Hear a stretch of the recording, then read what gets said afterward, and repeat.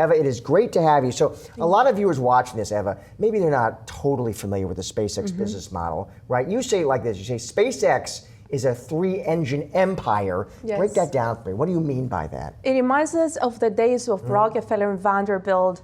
We believe Elon Musk is the greatest entrepreneur of all time because he built a whole supply chain. It's a three-engine empire. You have SpaceX Core, which is responsible for 90% of all mass to orbit. That's not the US number, it's a global. 90% of all mass to orbit goes to orbit because of SpaceX.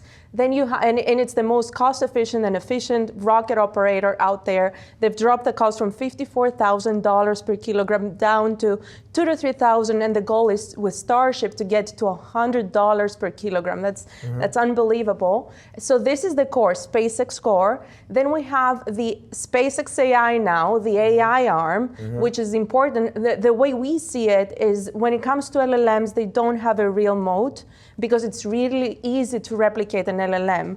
But if you control the infrastructure around it, if you have data centers up in the space, then you actually have a moat, and then you actually charge your competition to use your infrastructure. So to us, SpaceX AI has a moat because it is an AI model with an actual infrastructure to support it. And the third empire is Starlink.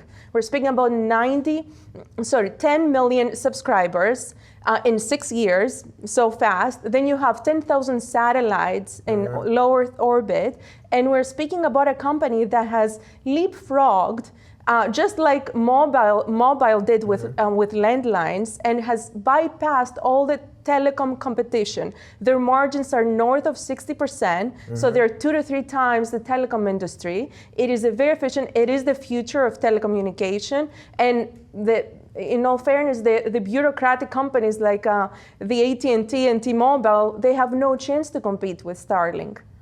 How much of the excitement, Eva, about SpaceX is really sort of excitement about Elon Musk himself? For you, it sounds like it's an important part of the story. It is important. So we use a VC model. I love the question because we use a VC model when we invest in public markets. Our whole research originated in the private market. So we invest in public companies like VCs do. And the criteria we look at are many times qualitative. So we convert them to numbers, but they are criteria that VCs look at. And so it is important to have a leader that is charismatic. To us, Elon Musk is the new Vanderbilt, the new Rockefeller, the new Carnegie. We believe is the greatest entrepreneur, certainly of our time and perhaps of all time. And it's a key, it is super important to have a great leader in a company. And he's the reason why SpaceX is what it is now. This ETF you're offering, Eva, just explain that. And what are people buying exactly? Like if I buy in there, how much exposure really actually do I have to SpaceX there? Yes, so we have 230 million of SpaceX exposure in our ExoVR ETF. That's about 20% of our ETF is in SpaceX. So we are the first ETF, we pioneered this structure, and the reason is because our VC lens led us to it, because we were looking at the public market, we wanted to invest in companies that we believe will be the next Magnificent Seven. For example, we were in NVIDIA when it was a $5 stock. So now the value set has moved. We are seeing a better opportunity set in the private market. So we were trying to invest in these companies as early as possible to give investors all that value creation, and that happens before the IPO. And so it was a natural extension to our VC model to go from public to private using the same VC model lens. We call it the entrepreneur factor.